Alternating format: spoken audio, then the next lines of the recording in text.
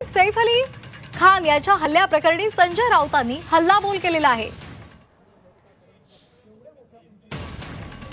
सैफवरचा हल्ला पंतप्रधान नरेंद्र मोदी यांना धक्का आहे असं वक्तव्य राऊतांनी केलेलं आहे। काही दिवसांपूर्वी सैफ अली खान यांच्या कुटुंबियांनी मोदींची भेट घेतलेली होती आणि त्यानंतर हा हल्ला होतोय असंही राऊतांनी म्हटलेलं आहे। पद्मश्री पुरस्कारानं सन्मानित असलेल्या ही व्यक्ती राज्यामध्ये सुरक्षित नाहीये असा घणाघात राऊतांनी केलेला आहे। एकूणच राज्यातली जनता सुरक्षित नाही असंही राऊतांनी म्हटलंय। तसंच कायद्याची कुणालाही भीती नाही असंही राऊतांनी म्हटलंय।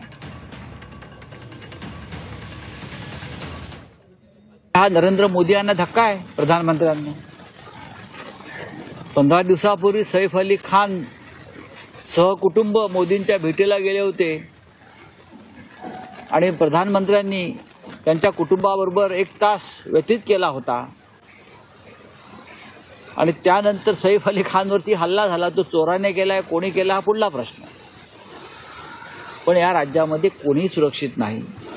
सैफ अली खान तर त्यांना या सरकारने पद्मश्री दिलाय, भारत सरकारने कधी काळी। तर पद्मश्री किताब असलेल्या व्यक्तीला सुद्धा मुंबईमध्ये सुरक्षित राहता येत नाही।